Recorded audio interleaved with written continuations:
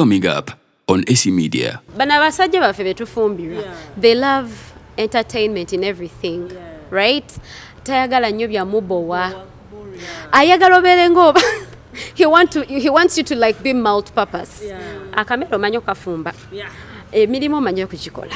When we go to the bedroom, you're superb. You get that point. Kutuka mukuzaala abaana ofukumula abalongo leto omubeeru baddugavu, like, you know, they expect all those things from you. So kati gwe ng'omwami tunulira Matilda. Matilda emirimu agimanyi tik. Engoye amanyi zoza nozigolola tik. Kuba kati ogera kukuwasa tetuli ku dating. Kuba mu bufumbo tulekera okwebuzaabuza. Mu bufumbo, it's not a playground, it is real life.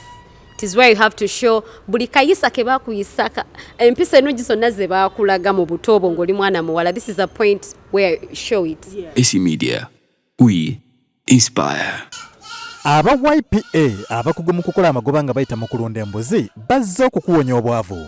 Anti balina obumanyirivu bwa myaka 12 beddo. Teweetaaga kuba na ttaka abakozi oba ebiseera. Gwe lundisa aba YPA ofune nusu ku nusu. Tebirimu folofoto w'abazibye zaafudde oba zaabuze. Ofuna ssente yo nga teriiko agamba oba okufuna embuzi zennyini. Okumanya ebisingawo tusange ku kizimbe kya YPA Building ku Lubaga Road okuliraana enkulungo ya Kabaka oba Nansana ku siteegi y'e Naluvule. Osobola okutukubira ku ssimu noti 7 noti 3 noti asatu munya oba noti 753 24 noti 6 5 noti oba kubira general manager waffe yennyini ku noti 772 23 45 86.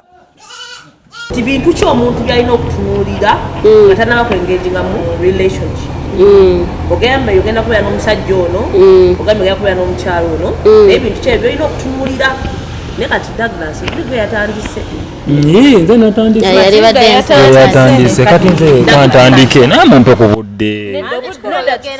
Nasi kwogera nnyo kuba nkitegeera tugabana obudde naye kati kino ekyokutunuulira nti ki omuntu kyalina okutunuulira nga tanaba kanjogere ku bugundi y'abasajja. Abasajja nze mbagamba bino nganze omusajja nange soko tunde omuntu ono perception ye ey'obulamu ye alaba atya, the view of life. Tojja kuŋŋamba nti ogenda kudatinga omuwala ye nga version ya life engeri gy'agirabamu ndala nnyo ku bwagirabamu. You're not going to become a bit compatible. That's one. Ekyokubiri nja kubimenyamenyamu engeri gye tunaaba tugenda bwe tumuŋŋambe nkatinga obudde. Ekyokubiri obulamu bwe health wise. Abaana abasinga katugambe kanjogere because me am a sickle cell carrier. Endwadde ya sickle cell, yes, I'm a sickle cell carrier. Naye kati nze bwe mbange ye sickle cell carrier ye muntu ayina sayina bulwadde wabula ayina obutafeeri cells ezireeta obulwadde obwo. Kati nze bwe mbange enda kufuna ya myama carrier kati bwe ayina ebibuleeta nga bw'olaba omuntu ayina nga bw'olaba omuntu ayina HIV ne AIDS byanjawulo. Omuntu ayina HIV ayina kawuka, omuntu ayina AIDS yayina obulwadde. Tulabye bangi nnyo abayina kawuka nga tayina bulwadde. Ne tulaba abangi nnyo nga ayina byombi. Jjukira oba oyina obulwadde automatically oyina kawuka byanjawulo. No kankiddemu having HIV, the human immune virus, okuba n'akawuka ka siriimu akaleeta mukenenya kyanjawulo nnyo okuba ne siriimu.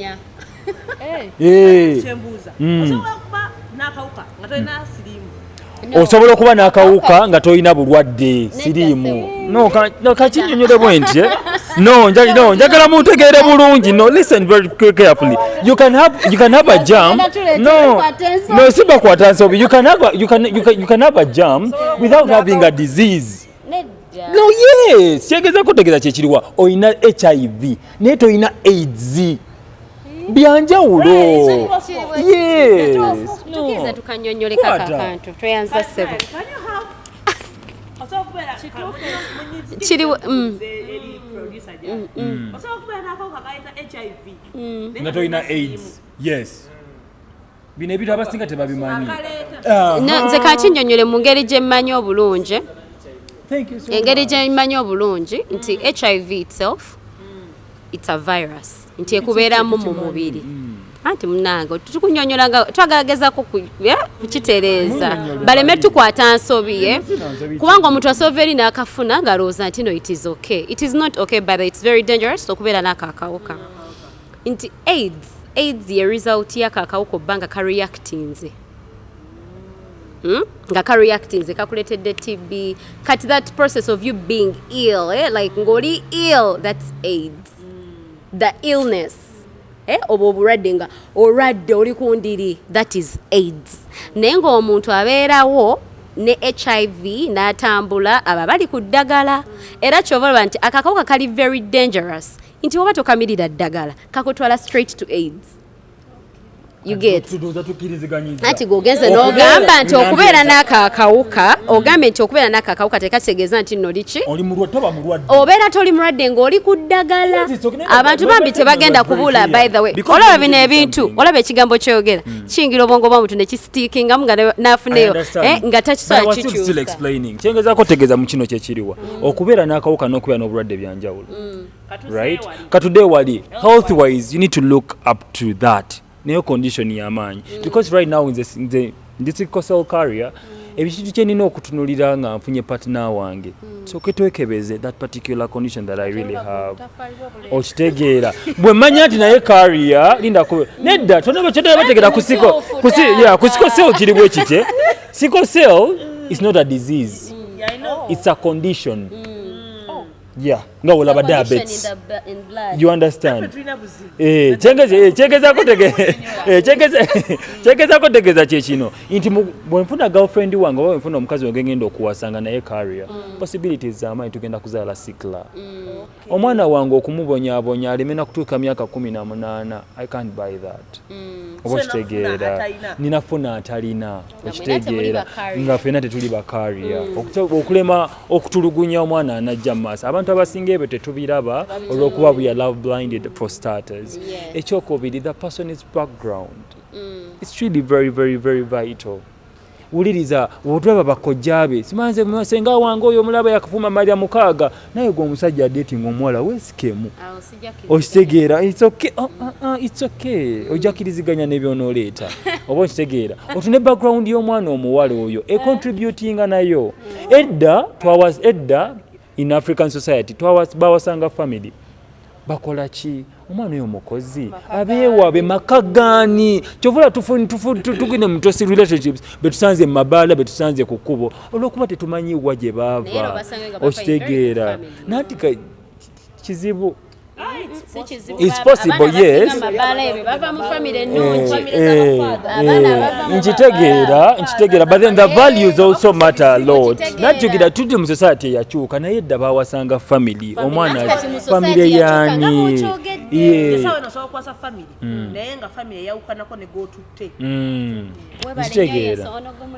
it's okay kyengezako tegeeza kyekino background is really very pivotal you may kuba background erina kyencontributinga ku mukazi gwoba ofunye ekirala ye ina okwetegereza omutono ng'omudatinga anxiety ye tempa ng'anyiiza ebiki byakola kintu kiwa obudde time is really a factor okitegeera bwanyiga ng'ayasa okitegeera ayasa ebintu oli akwata akambe ebyo byonna olina okubimanya before naye kambazeeyo ku kintu nga tonnaba kumanya muntu mulala gw'ogenda kuyingiza gwe weemanyi it all comes back to you oyinza okugamba nti muno yalina obuzibu naye nga you a problem to yourself. Yeah, that's very important. You understand? Nga you a problem to yourself. So kodeo nawe wewe obudde weemanye manya amaanyi go manya obunafu bwo obuhandolinzo otya bwonyigo okola ki and address these particular issues to your partner. Oba kitegeera zezo factors zange zensingira ddala okutunulira ngenda kuddayo to self topic nga bano bonna bamaliriza. Okay, esi twayanziza nnyo. Tuneewerera gye buneewerera. Okuba nti biki by'otunuulira relationship n'ogamba omuntu ono mazima ddala n'abeera naye kati sometimes abaana abawala abamu agamba n'obbala ayinamu ku ssente kintu ekyo munnaye webale kyogerako yeyimiridde etya esi kintu ekyo bakikulu simanyi kikulu nnyo abaana abasinga bafumbirwa waleti munnange kati bakyafumba bwezigwawo ne baba mukulu ddaga ng'oli mukambwe bwezigwawo bw'oba ofumbiddwa baba bakyafumba ati wulidako amaleeyo kyabadde agamba mukamange neeyisa z'abantu oyo okulabirira abaana ate n'ekirala esi abantu abamu tubeera mu relationship nyinza okugamba nti boyfriend wange twerabako 2 years back naye nga yeeyisa bulungi nga mmanyi muntu mulala bwe ntuuka nti ntuuse mu bufumbo nga neeyisa kibala nakyo kikulu nnyo so abaana abawala abasinga atono omuntu ono alinamu kuwaleti n'abasajja abamu bayidhawe batunuulira esona alinamu kaseera nasobola okunyambangako awagaanye kimanyi ekyo awagaanya abavubuka b'ennaku zino mubimanyi ebyo byenjogera nga baagala mukazi agenda mwongerako ki naagula leero sukaali nkya ye naagula omugaati babitunuulira bayidhawe ne Douglas abyogeddeko simanyi background saawa zino tuli Kampala nava eri kyennamukaaka Masaka twesanze mu bbaala eda tunuulira di background yewaka okitegeera oluusi nga ndi mwana wa mugagga oba nga ndi mwana wa mwavu bino saawa zino bayidhawe tebakyalina background simanyi mwana wa gundi simanyi famire ya gundi ewase mu royal nedda saawa zino tetujja kigendamu nnyo kyabazinga bwekisinga bayidhawe yawasi agenda wasa naye bagamba omuwala mbu tetutamanyiko ekituufu oba musoga kati ate waliwo abali mumulwanisa bagamba munyalwandu abantu abamu oluusi batunuulira byanfuna batunuulira mukwano guno oguliwo wakati w'abantu abo ababiri abakyala abakozi amina kyekyo kyenyini mwabagoba sente nedda abagoba omukwano nedda Douglas omukazi tomuwuliriza oyo omukyala agambye toyagala musajja lwa ssente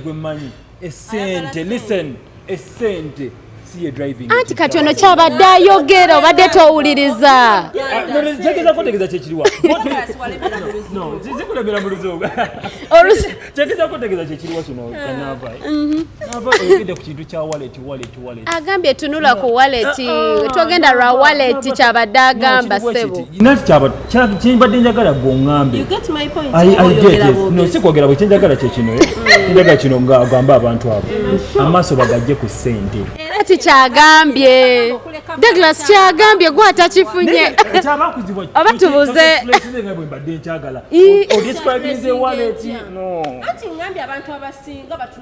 anti bwagambye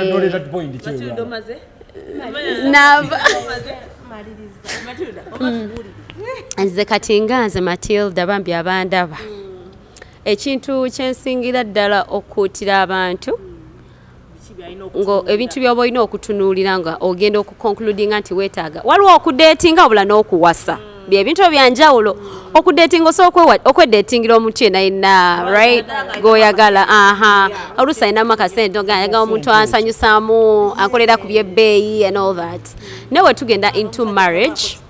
When we go into marriage, mu kukuzibwa kwaffe babadde batukuza nga tugamba mu bufumbo oba oteekeddwa kubeera n'omuntu obulamu bwo bonna bonna, which these days kyakyuka nnyo nti omuntu mwewasa n'emyezi 2 ne mwekyawa naye nga muli bagatte nno bakyaki. Kaakati nze kyensinga ddala abantu like tukale tugezeeko okwembracinga tutunulire tuve mu bintu bya nze omanyi ekintu ekyo kya family background omala kisikiriza nnyo lwansonga abazadde baffe batuzaala bazaala mibiri. Okay? Bazaala mibiri, tebazaala character zaabwe, tebazaala bya bugagga byabwe, tebazaala mpisa zaabwe, nti osanga abaana bangi nnyo bambi nga bava mu families ennungi. Okitegeera bavudde in families that are really prominent nga ne bazadde baabwe abamu mubamanyi ba minister ba doctors ab'amaanyi nenga omwana ali totally opposite. Right? Kati wogamba ogenda kuzaala ogenda wasa omukyalo oba okufumbirwa omwami olwa background ye ogenda tomera lwansonga bw'obeera ng'owasa omuntu ono toleeta background ye. You're bringing a Matilda in your house, you're bringing a Douglas in your house. So it goes back into nze kati awo ngambye nti wobanga weetegereze nnyo omuntu ono nga Matilda because this is what you're going to deal with. mugenda tuka time nga your families can't even address your issues nga tosana byogera ko tebasa bagonjola okitegeera okitegeera like bazadde bo tebagenda beerayo ng'omwana omulenzi ono akukuba oluyi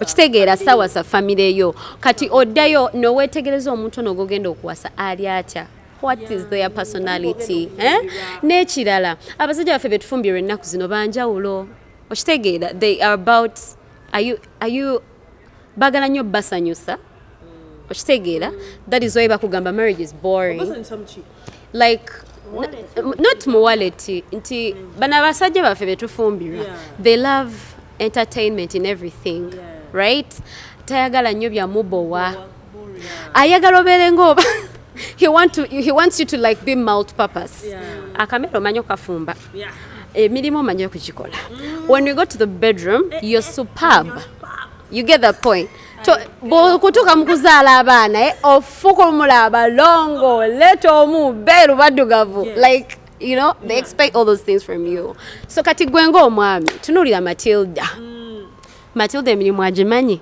tik engoye amanyi ozuuza nozigolola tik kuba kati ogera kukuwasa tetuli ku dating kuba mu bufumbo tulekera okwebuzaabuza mu bufumbo it's not a playground it is real life it is where you have to show buli kayisa ke bakuyisaka empisa eno zonna ze bakulaga mu butobo ng'oli mwana muwala this is a point where you show it toziraga boyfriend wo boyfriend nedda ntuwuliriza background gye tugamba ya mirundi mingi nti background eri omwana akulira mu famire ey'abaavu naye nga maama we yalina empisa yali mukambwe muzibu kitegeera anti bw'ogamba background ffe waneno ffe kye tutegeera background status gwe kennyini n'ova eri n'ogamba wuliriza Douglas gwe kennyini n'oddayo n'ogamba nti abantu abamu bagambanga nti ffe twagala owase mu famire eno twagala ofumbirwe mu famire eno why because of status when you talk about background the first thing that runs into someone's head is status si mpisa abaana bangi nnyo abakulira mu famire zitalina nnyo ssente naye nga balina empisa nnungi nnyo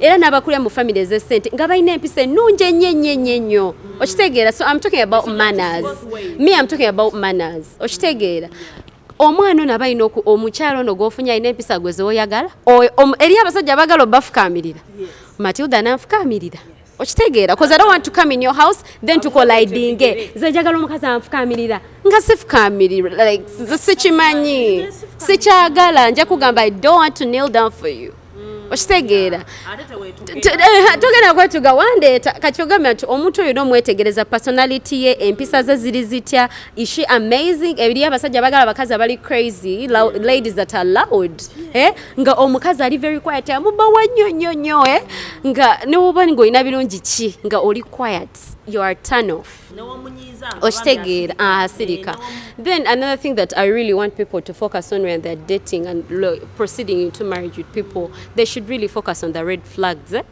olina omuntu nakola akatoba ndayogera ekintu banage really take note kubanga omukwano bambi gutuziba amaaso but you have to but at the back of your mind kati ngekyo kyogambye nti olina omusajja oli wano neddaga omwegomba neno olyanga nze saagalira ddala mukazi alina abaana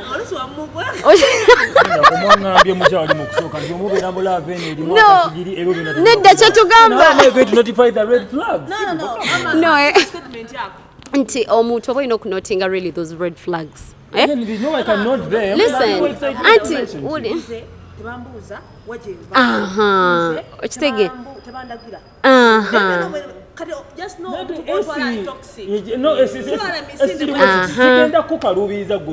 anti wuliriza lwaki muli mulavu yammwe eri eyakasigiri obongo buzibe kyobola abasinga bangi bejjusa nava I'm talking this because abasinga bangi babyekangireyo naye ng'omuntu yakulagiranga red flags ze anti mbadde nkyagamba bwe kiti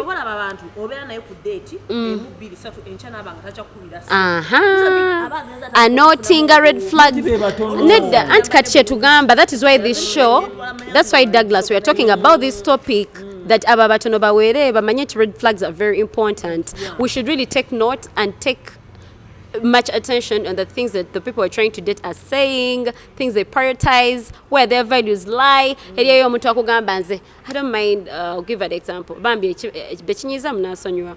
Nengo mutanizo gamba, I don't really I'm very homophobic.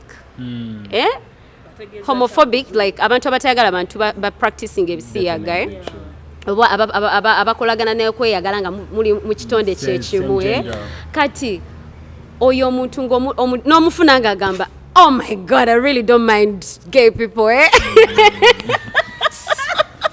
You get, like, that's an example of a red flag. Like, omuntu gagamba ali very ngolaba red flag endala ngomuntu omulaba ali very bana abantu abali very sensitive with the religion. Ayogera nnyo ku madini bwatandika okwogera omusiraamu amu bwagwa ku mulokole n'amugira n'amuzero. Like, omuntu olina omwetegereza.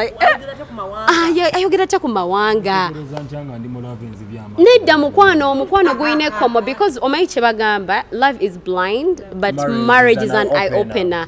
Tulina okujjawo ekyo ekintu nti nedda tolina kukigwamu. Bana bakalaba laavu bambi abatalina experience naye nga tosobola kuva ku muntu bakukalakase olikwaza bakuwubyawubya n'ogamba nti tofunye experience bye watomera luli ogwasooka watomera ogwasooka ogwokubiri ogwokusatu obeera obwongo bulaba nti omuntu ono newajja n'akulimbalimba n'akuferaafera. You people, sinyingiremu awo katonda kanyingiremu nekiri bwe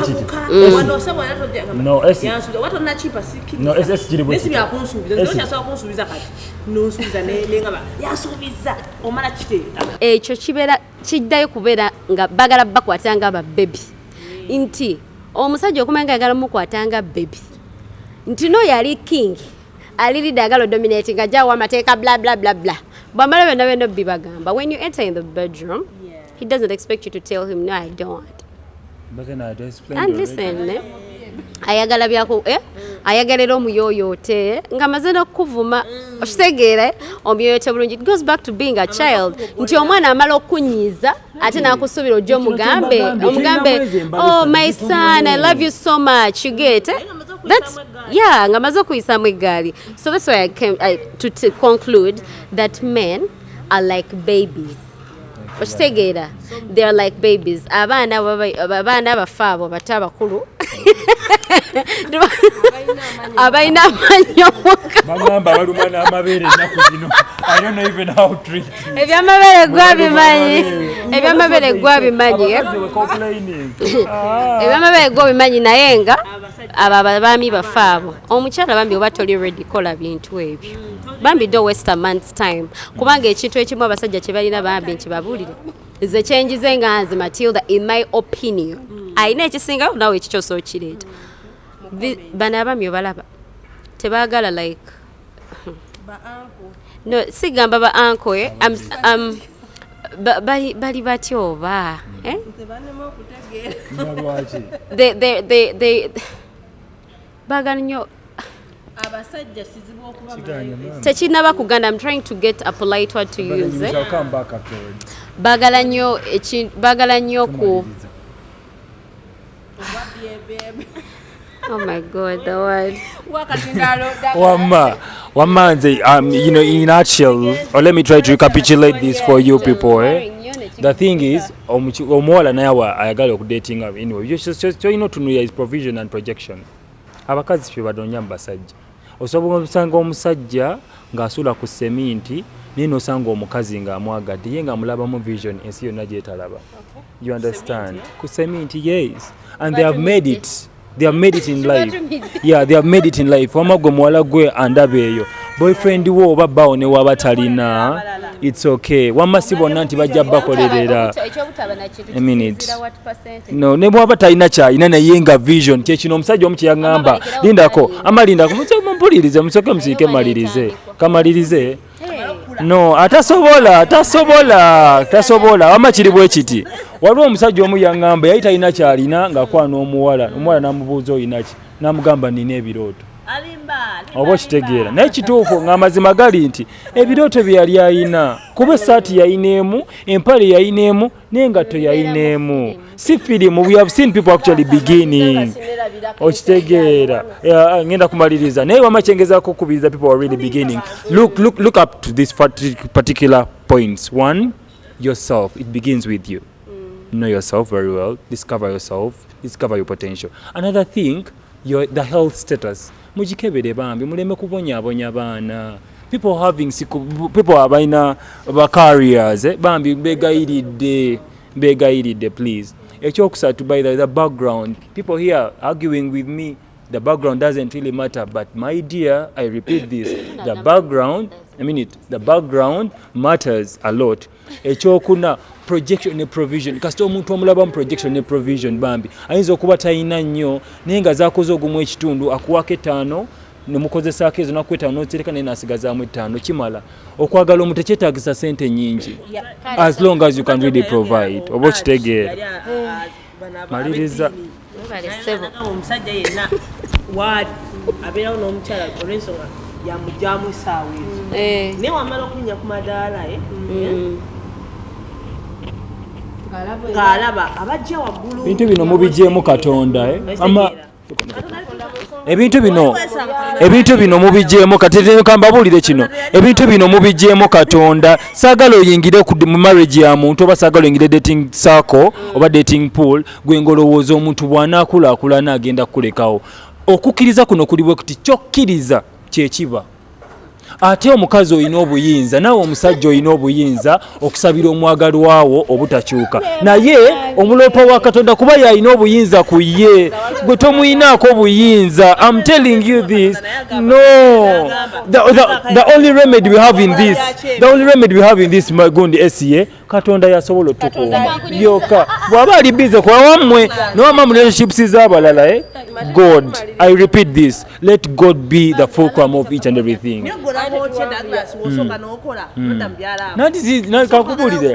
No, sisobola. No, sijja kwegana. I don't have anyone right now. Tetuganye. No, jiriwa nakamenya jiriwa musajja watunza atalina. Kankubulireko kino gwe Douglas.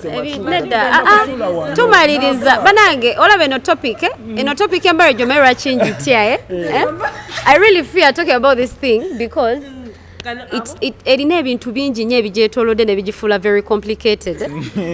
Ogenda gamba omuntu Katonda wamma mbegayirire God please. Kankunyumizeeko kino ekintu. Katonda si mwana wa muntu kulimba. Olaba gwe Douglas olaba kagambe ekintu kya Katonda kyo kiraba. Me, I love God with all my heart. Naye omanye kyekintu abantu ensobi gye bakikoleramu nti people are really in so many bad and toxic relationships and marriages and they are thinking that God is going to help them change that person. Listen, but mukwano lindako ebintu ebyo olaba wuliriza emboozi eno kino ekintu kisuka olaba Katonda loves it so much. Me, I feel like God listens to our prayers the way we want them to be listened to. Katonda bokera kumacha n'omugamba kama omusajja ono agaanye mpaayo omulala mukwano agenda kuleetera omulala onfuna bulungi nnyo. There are so many people nze bemmanyi mu bulamu bwange abasabidde babba baabwe for years ne babba baabwe tebakyukangako yadde second wabula beeyongera kola ki kutabuka. Ekintu kikyoyinza omuntu we tuba tunyumya n'agamba mbu ekikulu maybe tomusabira bulungi omuntu oyo mba mutunuulira nga simutegeera musabire saba. Let me tell you kankugambe kino ekintu abantu bali mu relationships ziri very toxic ziba kutte ne zibafunyafunya bwe bati all in that thing of like kansabe omanye emyaka walo yangamba mbu Matilda Katonda bala namukyusa ne mubuuza egyo gibe emyaka emeka gy'oba okulungudde ng'olinda omwami oyo atereere. Listen Douglas enensi mwe tuli yavamu ebyo byogamba kkiriza. This world that we're in is hands on. Yes, it is hands on. Douglas, if I'm in your house and all I am getting is torture, toxic, or being toxic to me, being rude to me, I'm here praying, God may this man be a good man, may he change. Can't I just pray to you and gamba God, may you please bless me, may I get promoted at my job. Kubanga obero sabe bintu ebyolaba nze kino kigamba obeera ng'osabira omusajja tosaasabira kintu kirala kyonna it's very hard kubanga omukazi afukamira nagamba God I'm praying for you this man abeera very stressed in most cases obwongo bwe bubeera buli ku muntu ayagala Douglas ono banange mukama banange ladies we can pray much for ourselves right? And you get someone that is compatible to you. That man that is compatible to you is going to appreciate even your flaws. Agambe banange ze mukyala wange gwe nafuna muguwa ddalu. Omukazi yatabuka obwongo naye ng'agamba I love my wife. You get. Si bana abasajja betulowooza mbu ogenda musabira nnyakyuke simanyi ave ku bwenzi simanyi ave ku mwenge mukwano weesabire. Nze ekirala kye ŋŋamba kyembadde nerabidde. Abakyala, let's establish ourselves. Let's establish ourselves. Tugenda okutuuka ogenda mu mayumba g'abasajja bano nga tuli well established. You have your, let's say, business. Okitegeera bw'oba tulina business, you have your job. Naye guba kuba emitwalo 3 omukazi akola n'oba ofuna emitwalo 10. Osinga omukazi atakola nga yafumbirwa omusajja we alina obugagga obw'ensi yonna yonna. Omusinga nnyo. Establishment is very important. Omusajja bwe wakufuna nga toli established obeera very weak to him. Obeera very weak oba kyonna ky'omugamba. Okitegeera. So mwe baami mmwe ebyo by'ogamba gwe mwami Douglas tetugenda kukusabira. You pray for your relationship. Ebyo byonna sabira ebintu ebisingako. Pray for yourself ofune okole businesses zitambule. Omusajja agenda okutegeera agenda kujja. Abi understanding abi appreciating nebino ebyowoza osabira omusajja akyuke. Gwe woli oyagalawo. Are you sure in that? Neri abakazi abanga mukama saba omusajja ono ampe sente. Are you serious? Go out and work. Okay. Like sente zijja kujjira. Anyongeza ku nsonga ya Matilda by the way.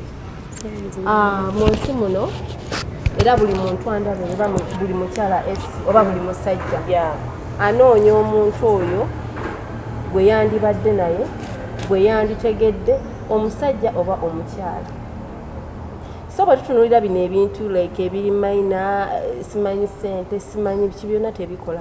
Sente zituuka ne ziggwawo. Ebintu ebimu abasajja bakyuka osobola okwagala omusajja nga yeeyisa bulungi wano relationship ng'ali nice mugamba baby take me out n'akutwala naye mukwano tuuka mu maka byonna bikola ki bikyuka. So buli muntu munsi muno oba buli musajja ali oba buli mukyala anoonya musajja oba mukazi. Tanoonya bintu tatunulira mbu ate biki byengenda okusangira eddagala simanyi biki babebeere mu bebe nedda.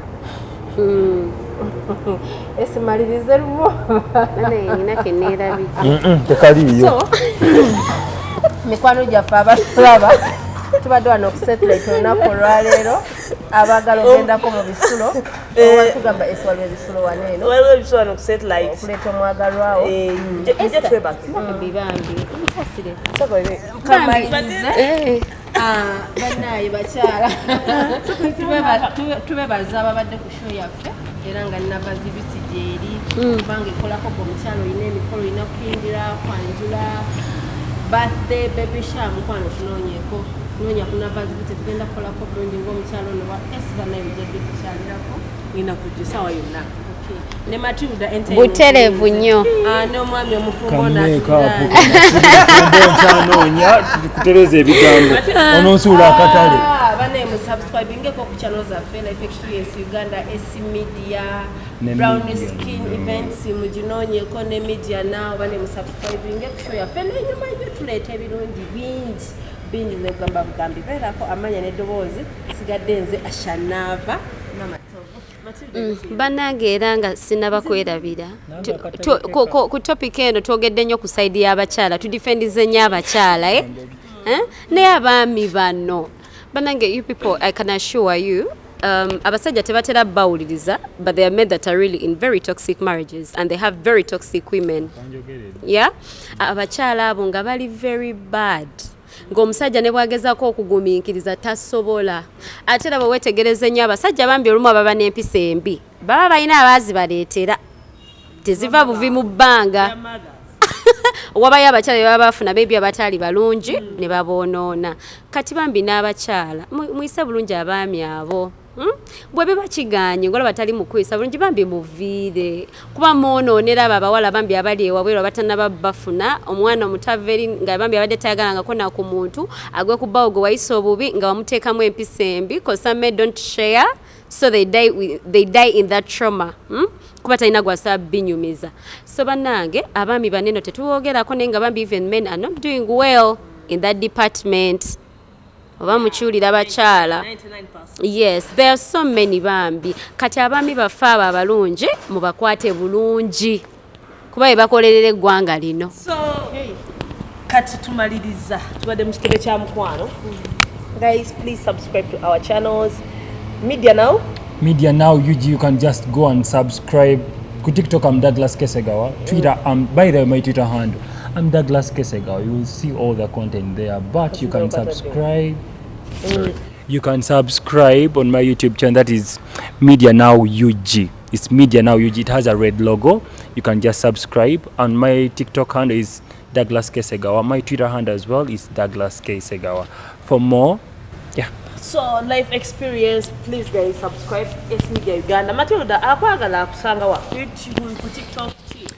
TikTok yange bajita Jackie Matilda, but Jackie is not Jackie, it is JA apostrophe the word key like Jackie. Yeah, Matilda. So that's how you can get me on TikTok. Same with Instagram, you can as well use that.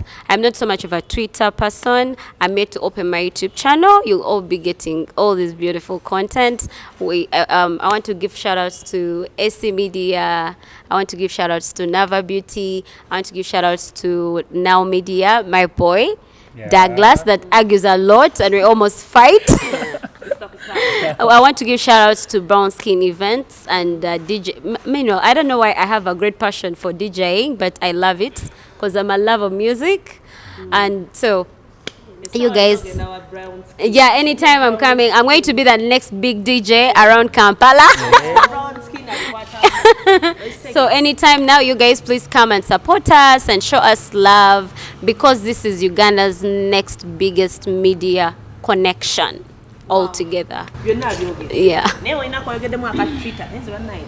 Why? What's up with Twitter? Twitter yangana. But no, ngenda yofuna mawulire. Twitter, no, for Twitter, no, Twitter, let me tell you something. If you need some authentic news, like that, you never corporate society by the way, that you can really target. Never corporate baba bati. Yeah, you know, people see bano ba downtown people, eh? Downtown.